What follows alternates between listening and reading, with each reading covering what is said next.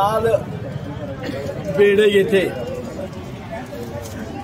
प्रचार सभेमध्ये माझ्या तोंडून अनावधानानं काही शब्द गेले ते आमचे सगळे जवळचे आहेत म्हणून या ठिकाणी दिलगिरी व्यक्त करतो, माफी मागतो।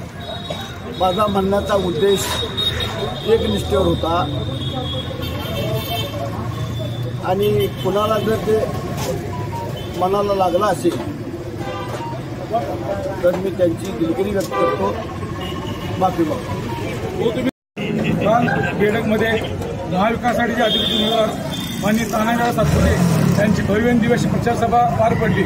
या सभेमध्ये श्री सुभाषचंद्र खोत यांच्याकडून अनावधानाने त्यांच्या बोलण्याच्या स्टाईलमध्ये चुकून पाटील समाजाविषयी, पाटील लोकांच्या विषयी जी शब्दप्रयोग झाला त्यांनी अनावधानानं असं बोलल्यास त्यांनी आज कबूल केलं व ते जाहीर माफी देखील मागितली।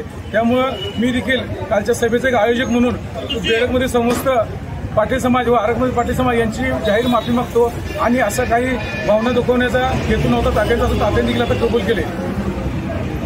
काल बेडग येथे महाविकास आघाडीचे उमेदवार तानाजीराव सातपुते यांच्या प्रचार सभेमध्ये आदरणीय तात्यांनी भाषणाच्या ओघामध्ये जो उल्लेख केला तो काही त्यांचा कोणाला दुखवायचा हेतू नव्हता, तरीही सुभाष तात्यांनी माफी मागितलेली दिलगिरी व्यक्त केलेली आहे।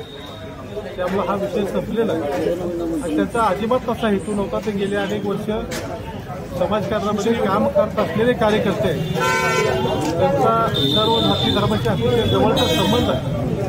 तरीही जर काही कोणाच्या भावना त्याच्यामध्ये दुखवल्या असतील तर आम्ही सगळे महाविकास आघाडीचे पदाधिकारी आणि कार्यकर्ते म्हणून सर्वांची माफी मागतो।